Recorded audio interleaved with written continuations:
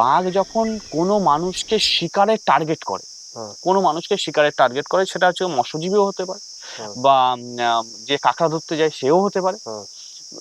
এইবার কি হচ্ছে, সে এবার কোথায় কোথায় যাচ্ছে। বাঘ কিন্তু যে মানুষকে দেখলো আর কি, বাঘ সঙ্গে সঙ্গে ছুটে গিয়ে মানে শিকার করে না, ঠিক আছে। ও কিন্তু মানুষটাকে ওয়াচ করে, যে মানুষটা কি করছে, তার মুভমেন্ট কেমন, জঙ্গলের মধ্যে সে কি করছে, কোথায় যাচ্ছে।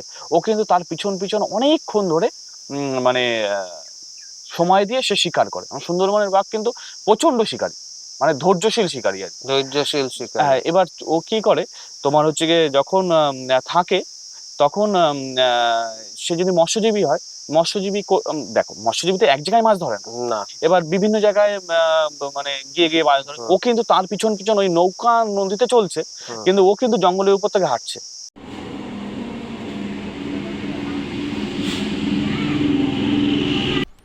সকাল তখন 5টা হবে। আমি বাড়ি থেকে বেরিয়ে যাদবপুর স্টেশনে চলে গেছিলাম। ক্যানিং ট্রেন ধরার জন্য সোনারপুর থেকে 3টে ট্রেন রয়েছে, যেটা শিয়ালদা থেকে যে ট্রেনগুলো ছাড়ে তার আগে ক্যানিং পৌঁছায়। আমি 5টা 30-এ ক্যানিং ট্রেন টার্গেট করেছিলাম, কিন্তু সেই ট্রেনটা মিস করি। তারপর 5টা 57 ট্রেন ধরি।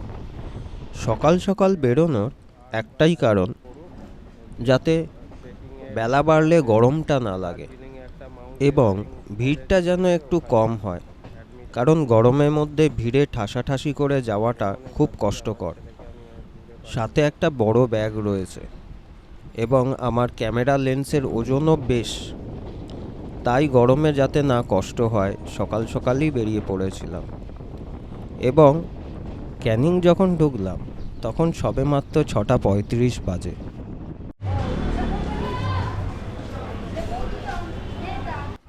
এই দেখুন, কথায় কথায় বলতে ভুলে গেছি আমি কোথায় যাচ্ছি।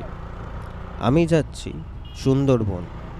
সুন্দরবনের ঝড়খালিতে, যেখানে একটা অ্যানিম্যাল পার্ক আছে। আবার বলা যেতে পারে এটাই প্রথম এবং অদ্বিতীয় রেস্কিউ সেন্টার। এখানে অসুস্থ বা বৃদ্ধ বন্যপ্রাণীদেরকে নিয়ে এসে চিকিৎসা করা হয় এবং সুস্থ হয়ে উঠলে তাকে আবার জঙ্গলে ফিরিয়ে দেওয়া হয়। আজ তাই বেরিয়ে পড়েছি সেই জায়গা দেখার উদ্দেশ্যে, সেখানকার বন্যপ্রাণ এবং সেখানকার প্রকৃতি। শুধু তাই নয়, সেখানকার মানুষের জীবনযাত্রা কেমন সেইগুলো দেখার উদ্দেশ্যে সকাল সকাল পাড়ি দিয়েছি সুন্দরবন। ক্যানিং থেকে প্রায় 45 কিলোমিটার দূরে ঝড়খালি। যেতে সময় লাগে প্রায় 1 ঘন্টা বা তার একটু বেশি। সেদিনের আকাশটা ছিল চমৎকার, দেখে মনে হচ্ছিল যেন পুজো এসে গেছে। হ্যাঁ, আমাদের দুর্গা পুজো। আমি বাস স্ট্যান্ডে যখন পৌঁছাই তখন প্রায় 8:30 বাজে। ভেঙে ভেঙে আসতে হয়েছিল বলে সময়টা একটু বেশি লেগেছিল, তবুও শান্তি, বেশি বেলা হয়নি। বাস স্ট্যান্ডে আমার ভাগ্না অপেক্ষা করছিল। আমার ভারী ব্যাগ থাকার জন্য আমি ওকে বলেছিলাম যাতে ও বাস স্ট্যান্ডে আসে এবং আমাকে নিয়ে যায়। প্রত্যেকবারের মতো এবারও আমি বিকেলবেলায় বেরিয়ে পড়েছিলাম গ্রামের সীমানায়। এখানে প্রতিবারই আমি কিছু না কিছু পাখি বা পশু দেখতে পাই। আমার লোভ ছিল যদি জঙ্গল ক্যাটটা আর একবার দেখতে পাই। বহু বছর আগে আমি একবার ছবি তুলেছিলাম, সেই সময় আলো কম ছিল। আজকে তাই ভাবলাম যদি তার দেখা পাই, যদি ভালো ছবি করতে পারি। জায়গাটা বেশ সুন্দর, গাছপালায় ঘেরা, নদীর ঠিক পাশেই। আমার সাথে আমার ভাগ্না ভাগ্নিও ছিল সেদিন। দুপুরের দিকে বৃষ্টি হওয়ার জন্য আলো একটু কম ছিল। জায়গাটা খুব মনোরম, প্রচুর পাখি আছে, ছবি হোক আর না হোক। এখানে অনেক প্রকারের কাঁকড়া দেখা যায়। আমি সেদিন যে কাঁকড়াটা দেখেছিলাম সেটার আমি নাম জানি না। আপনারা দেখুন এবং যদি নাম জানা থাকে কমেন্টে জানান।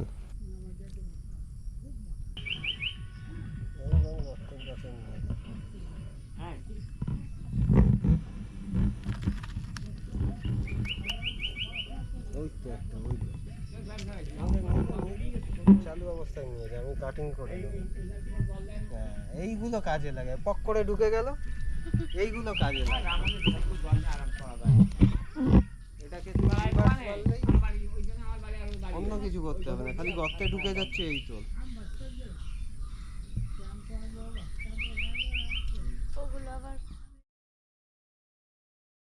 আবার একটা নতুন দিন, আবার একটা নতুন সকাল, আবার একটা নতুন মানুষ, আবার একটা নতুন গল্প।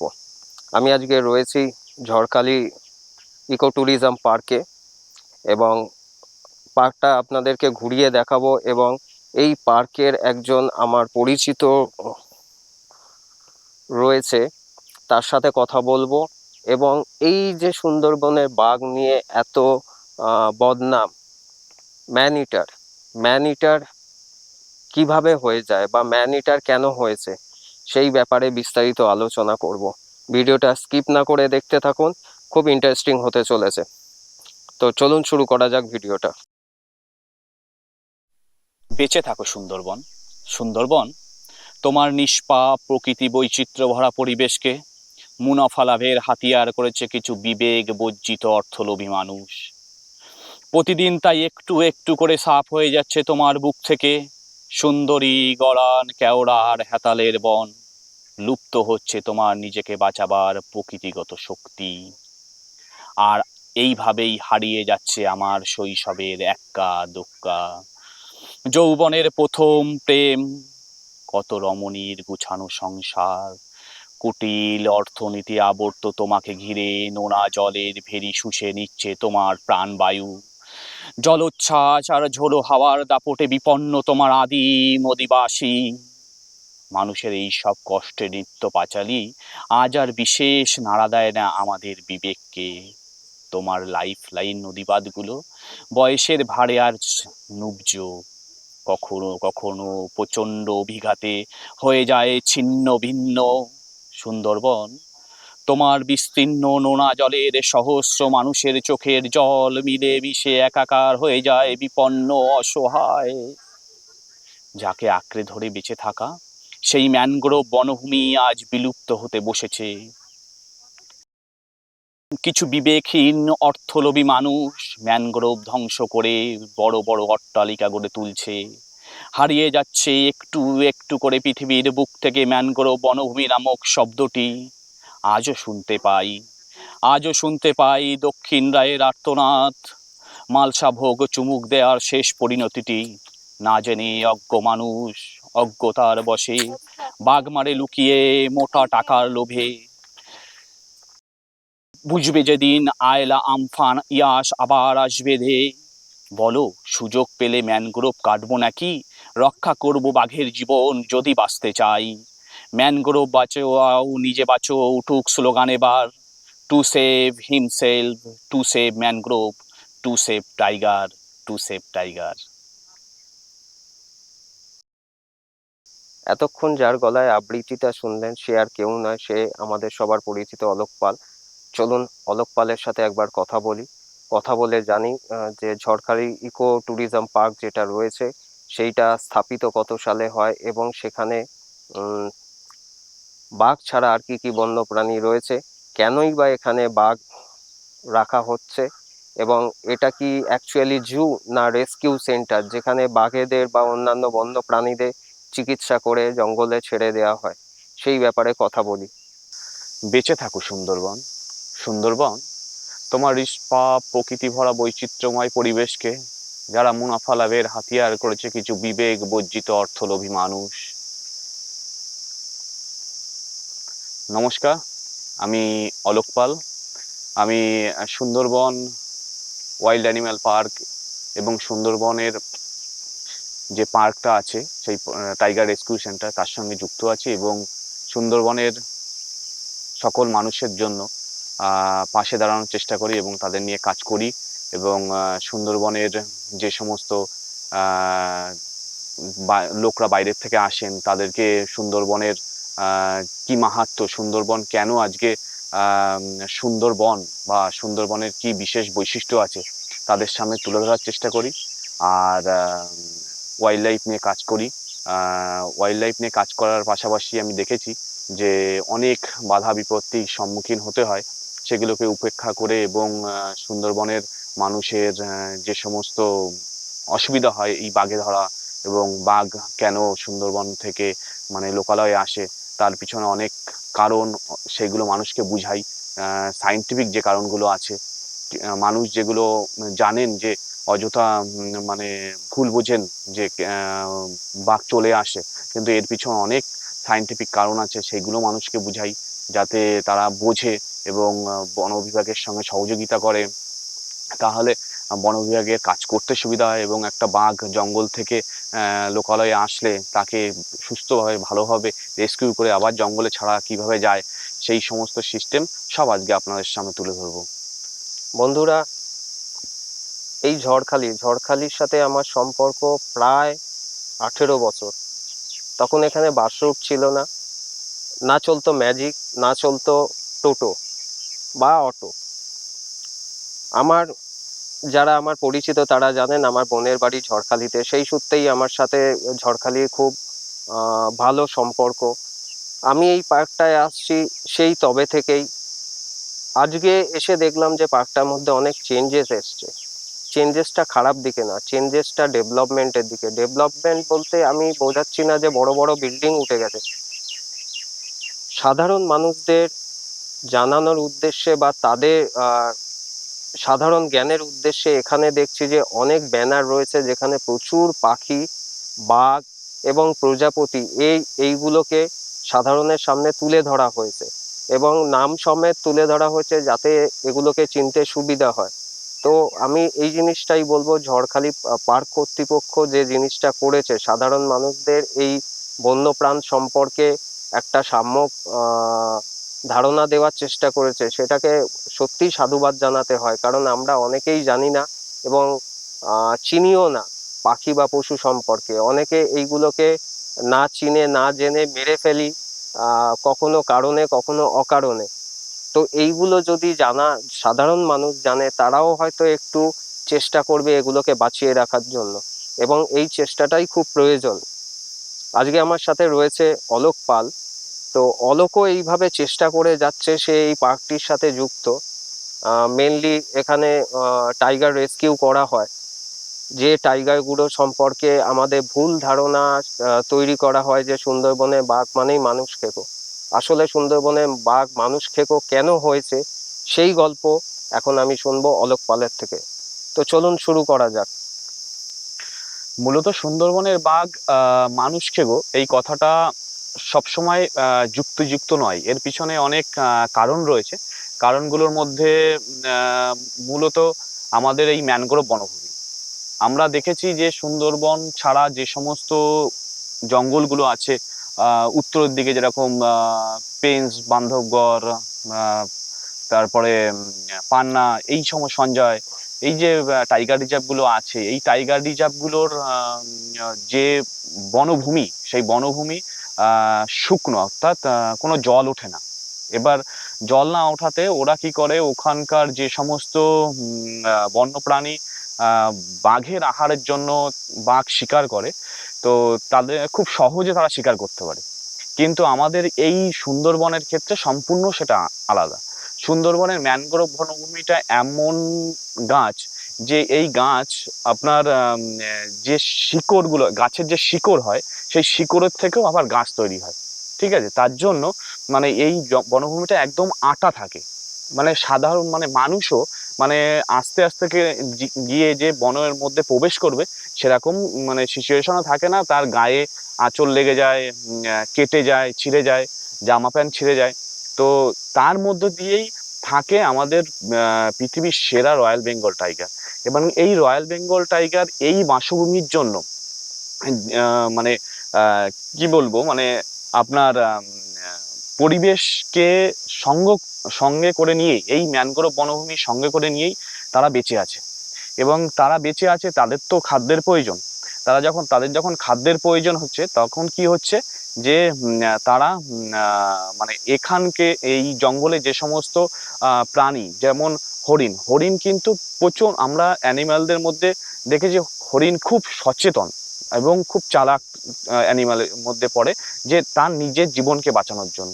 তো সেক্ষেত্রে দেখেছি যে হরিণের কাছে যদি সে যায়, তখন সে প্রচুর পরিমাণে সতর্ক হয়ে যায়, সতর্ক হয়ে গেলে সে দৌড়ে চলে যায়।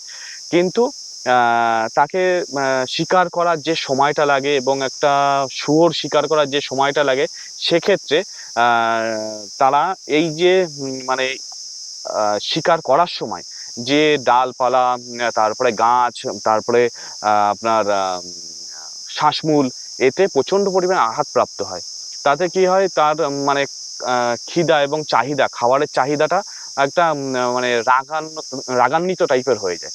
এবার রাগান্বিত টাইপের হয়ে যাওয়াতে কি হয় যে তারা আমাদের এইখানে মানে সুন্দরবনে যে সমস্ত আহ মানে মৎস্যজীবী যারা আছে, যেমন কাঁকড়া ধরে, মাছ ধরে, এই সমস্ত মৎস্যজীবী যারা আছে, তাদেরকে সহজেই শিকার করতে পারে কেমন, তারা ছোট ছোট খাড়িতে ছোট ছোট নৌকা নিয়ে যেরকম ঢুকে গেলে তখন তারা মানে সহজেই সেই সমস্ত মানুষদেরকে ওই ছোট ছোট নৌকোর থেকে শিকার করতে পারে।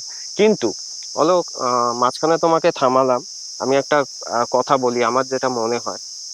অ্যাকচুয়ালি সুন্দরবনে বাঘ যে ম্যানিটার বলে, তার বেশ কয়েকটা রিজন আছে। তার মধ্যে একটা রিজন আমি বলি, তোমার বাড়িতে যদি একটা সাপ ঢুকে পড়ে, তুমি কি করবে?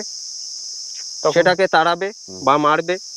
যারা একটু আহ পাখি, পশু, প্রাণী সম্পর্কে সচেতন, তারা তাড়িয়ে দেবে। যেমন তোমাকে আমি দেখেছি বেশ কিছু জায়গা থেকে স্নেক রেস্কিউ করতে। তো বাঘের ঘরে যদি মানুষ ঢুকে পড়ে, বাঘ কি করবে? না, বাঘের ঘরে দেখো, এক সময় আমরা যেখানে বসবাস করছি, ইতিহাস আছে যে আমরা যেখানে বসবাস করছি সেইখানটা অ্যাকচুয়ালি বাঘেরই রাজত্ব ছিল একসময়। একদম আমরা কিন্তু বাঘের জায়গাতেই আমরা হচ্ছে ঘর বেঁধে দখল আছি, করে দখল করে রয়েছি। আছি। হ্যাঁ, দখল করে আছি এবং ঘর বেঁধে আছি এবং আমাদের জীবনযাপন করছি।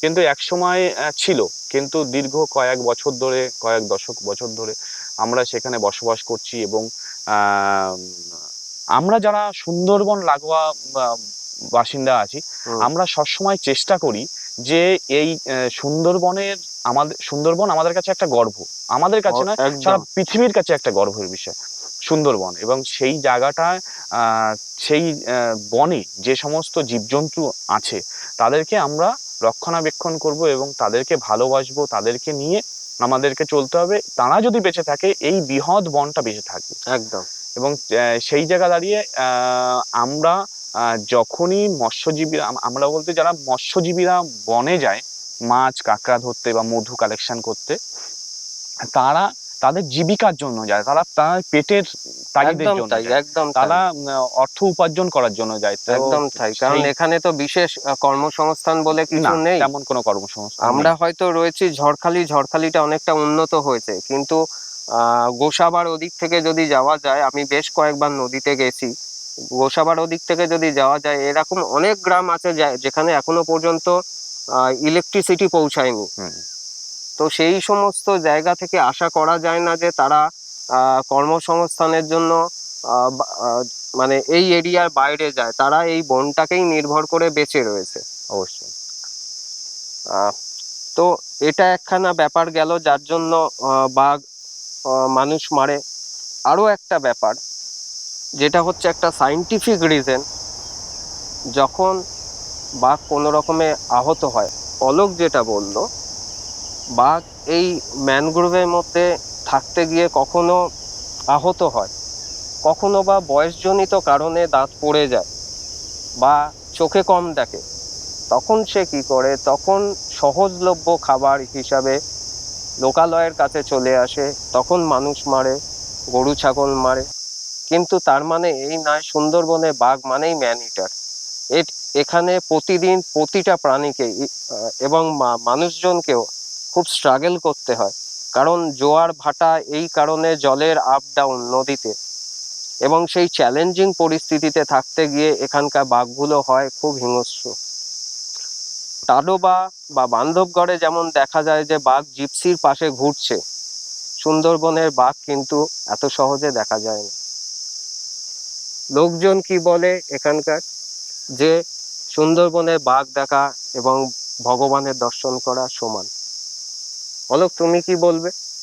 না, যদি সেইভাবে জঙ্গলের মধ্যে বাঘের দর্শন পেতে হয়, তাহলে কিন্তু আমাদের কিছু কিছু সময় আছে, যে সময়টা বাঘের জন্য বাঘ বাইরে বেরিয়ে আসার জন্য তোমার আহ, সময় বলতে তিথি আমরা যাকে বলি, সেই তিথিটাকে মেনটেন করে আমরা যদি সুন্দরবনে, বিশেষ করে ওয়াইল্ড লাইফের ফটোগ্রাফির জন্য যারা যায় সুন্দরবন জঙ্গলে, তারা কিন্তু ওই তিথিটাকে মেনটেন করে।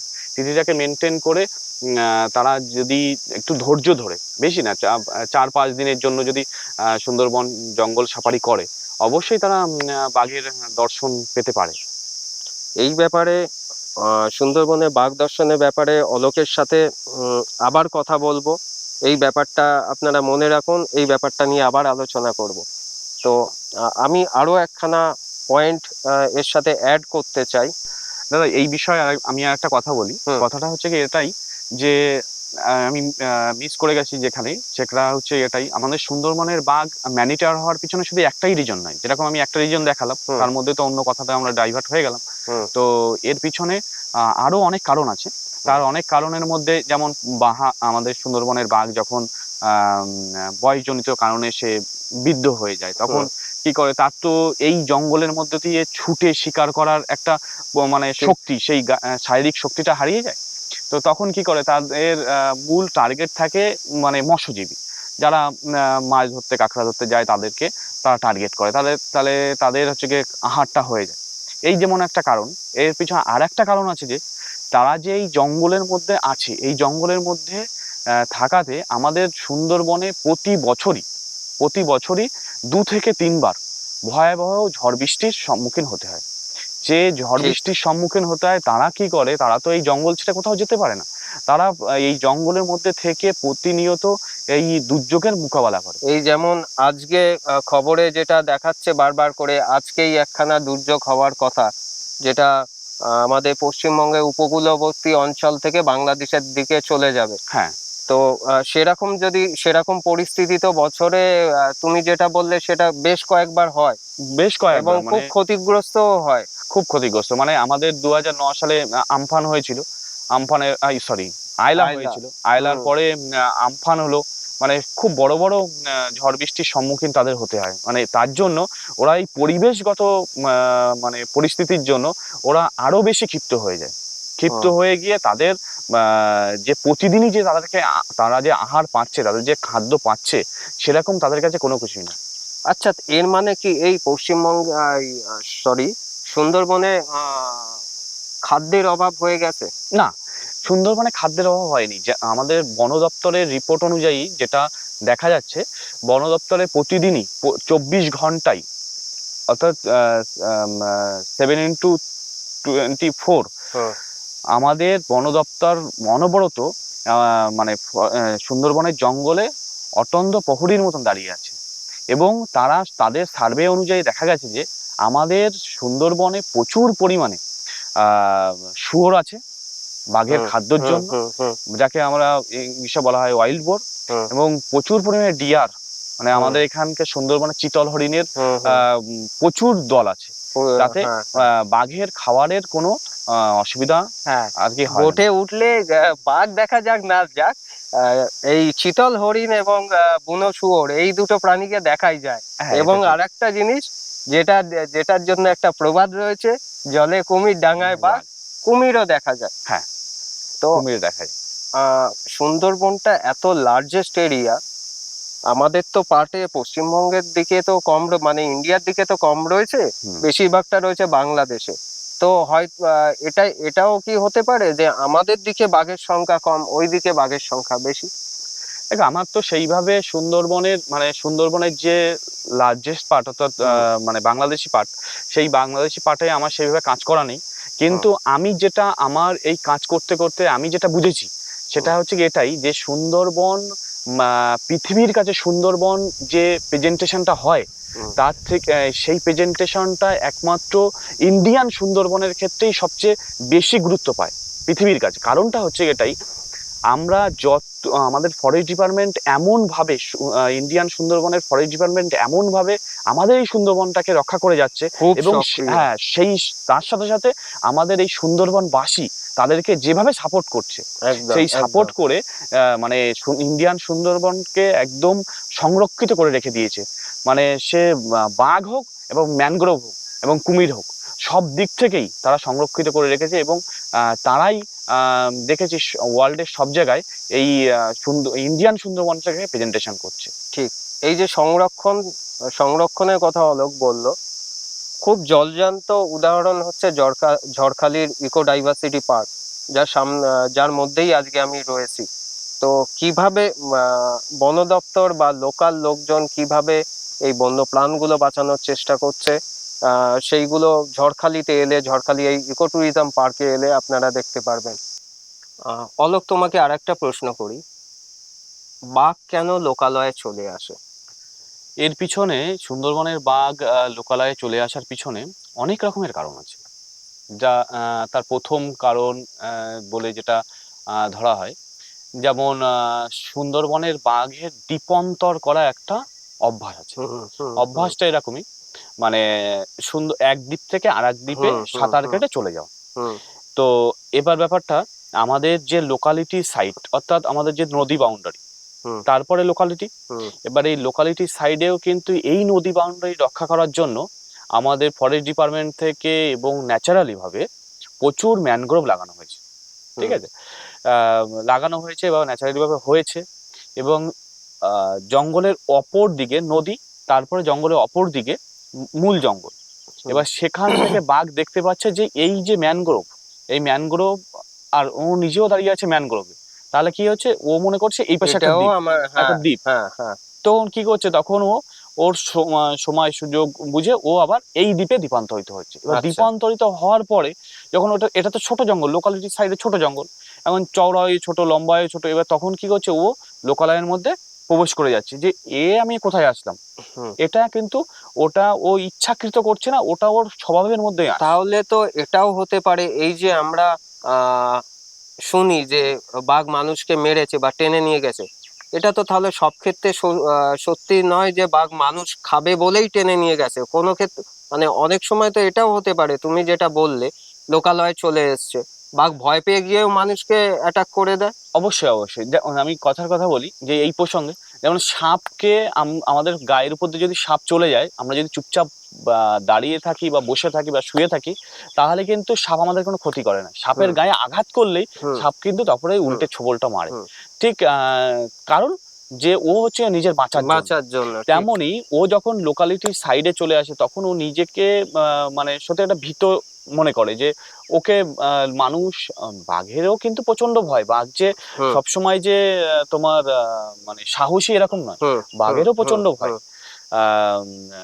তো তার জন্য ও নিজেকে বাঁচানোর জন্য, নিজেকে সেফটি করার জন্য তখন ও কিন্তু অ্যাটাক করতেই পারে। ঠিক আছে, এই একটা যেমন কারণ। এর পিছনে আরো কারণ আছে, যদি কোনো বাঘ অসুস্থ হয়ে পড়লো, এই ম্যানগ্রোভের মধ্যে চলতে চলতে কেটে যাওয়া, তারপরে যেটা আগে বিদ্যুৎজনিত কারণে সে যদি অসুস্থ হয়ে যায়, তখন কি করে ও সবসময় চেষ্টা করে যে এই জঙ্গলের মধ্যে কোথায় আমি মানুষের সান্নিধ্য পাবো।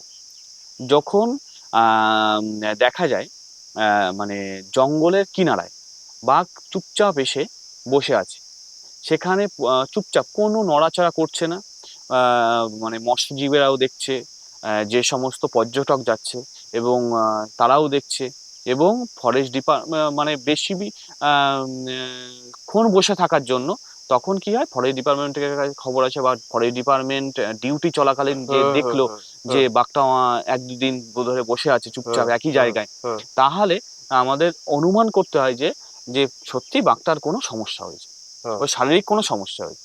এবার সেই শারীরিক সমস্যাটা কি হয়েছে সে তাকে ধরার জন্য তখন ডিপার্টমেন্টের পক্ষ থেকে প্রস্তুত নেওয়া হয়।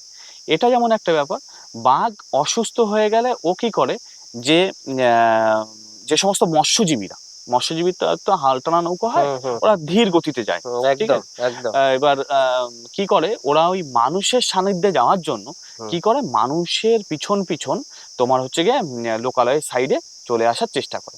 যে মানুষ ওইদিকে গেছে তাহলে ওইদিকেই লোকালয়, বা ওইদিকে মানুষের বসবাস আছে তাহলে ওই দিকেই চলে যায়। তাহলে কি হয়, ও লোকালিটি যখন সাইডে আসে তখন কিন্তু ও যতই ডিপার্টমেন্ট থেকে এই বাঘ এসে গেছে খাঁচা পাতা বা তাড়ানো, এই যে একটা সিস্টেম, এটা যতই ও মানে ডিপার্টমেন্ট থেকে বিরক্ত করে ওকে জঙ্গলে ফেরানোর চেষ্টা করা হয়, কিন্তু ও কিন্তু যায় না। ও কি করে, ওই যে খাঁচায় ঢুকে যায় বা কোনো জায়গায় চুপচাপ বসে থাকে, এই যে একটা সিস্টেম। আবার বাঘ জঙ্গলে চলে আসার ক্ষেত্রে তৃতীয় উদাহরণটা হচ্ছে এই, যে বাঘ যখন কোনো মানুষকে শিকারের টার্গেট করে, কোনো মানুষকে শিকারের টার্গেট করে, সেটা হচ্ছে মৎস্যজীবীও হতে পারে বা যে কাঁকড়া ধরতে যায় সেও হতে পারে। এইবার কি হচ্ছে, সে এবার কোথায় কোথায় যাচ্ছে। বাঘ কিন্তু যে মানুষকে দেখলো আর কি, বাঘ সঙ্গে সঙ্গে ছুটে গিয়ে মানে শিকার করে না। ঠিক আছে, ও কিন্তু মানুষটাকে ওয়াচ করে, যে মানুষটা কি করছে, তার মুভমেন্ট কেমন, জঙ্গলের মধ্যে সে কি করছে, কোথায় যাচ্ছে। ও কিন্তু তার পিছন পিছন অনেকক্ষণ ধরে মানে সময় দিয়ে সে শিকার করে। সুন্দরবনের বাঘ কিন্তু প্রচন্ড শিকারী, মানে ধৈর্যশীল শিকারী আর কি। ধৈর্যশীল শিকার। হ্যাঁ, এবার ও কি করে, তোমার হচ্ছে গিয়ে যখন থাকে তখন সে যদি মৎস্যজীবী হয়, দেখো মৎস্যজীবী তো এক জায়গায় মাছ ধরে না, এবার বিভিন্ন জায়গায় মানে গিয়ে গিয়ে মাছ ধরে। ও কিন্তু তার পিছন পিছন ওই নৌকা নদীতে চলছে, কিন্তু ও কিন্তু জঙ্গলের উপর থেকে হাঁটছে, তাদেরকে ফলো করবে। এবার কি হচ্ছে, ও যদি মাছটা ধরা হয়ে যায়, ওর ইয়ে হয়ে যায়, ও কিন্তু ওর বাড়ির দিকে, যখন মৎস্যজীবী বাড়ির দিকে রওনা দেবে, তখনও কিন্তু ওই ফলো করতে করতে বাঘও কিন্তু ওই নদী পার হয়ে লোকালয়ে চলে আসে। এবার যখন চলে আসে তখন এই যে যখন মৎস্যজীবীকে না পায় তখন ও নিরাশ হয়ে যায়। তখন কি করে, এই সমস্ত জঙ্গলে ও ঘোরাঘুরি করে। এই যে তখন হচ্ছে লোকালয় বাঘ। এটা কি সুস্থ বাঘ করে না যে বাঘগুলো? এগুলো সুস্থ বাঘই এইভাবে করে। আবার অসুস্থ বাঘগুলো আবার কিভাবে মানুষের সান্নিধ্যে আসে, যেরকম আমাদের সুন্দরবনের মধ্যে বিভিন্ন টুরিস্ট স্পট আছে। এখন তো আগের এর ইতিহাসটা আলাদা ছিল, এখন তো টুরিস্ট স্পট গণ্য হয়েছে। এবার এই যে টুরিস্ট স্পট গুলো আছে, যেমন সজনেখালি, সুদর্ণখালি, নেতিদোপানি, বুড়িডাবরি, তোমার বনি ক্যাম্প, কলস, এই যে টুরিস্ট স্পট গুলো আছে, এই টুরিস্ট স্পট গুলোর তো প্রচুর মানুষ যায়, এবং স্পটে স্টাফরা, ফরেস্ট ডিপার্টমেন্টের স্টাফরাও তো থাকে, এবং তার চারি সাইড থেকে নদী মানে লোহার বা জাল দিয়ে ঘেরা। এবং কি করে তখন ওরা কি করে, তখন এগুলো তো গভীর জঙ্গলের বাঘ তো আবার এই সিস্টেমে আসতে পারবে না। মানে যে সমস্ত লোকালিটির সাইডে মেন জঙ্গল আছে সেগুলো বাঘ এগুলো আসতে পারবে, কিন্তু গভীর জঙ্গলের বাঘগুলো তো লোকালিটিতে আসতে পারে না। তখন কি করে তারা, কি করে, ওই যে ক্যাম্পগুলো থাকে, ওই ক্যাম্পগুলোর চারি সাইডে ওরা ওরকম ক্যাম্পগুলোর সাইডে ওরা বসে থাকে। তখন ডিপার্টমেন্টের কাছে খবর যায়, ডিপার্টমেন্ট তখন তাকে রেস্কিউ করার চেষ্টা করে। আচ্ছা।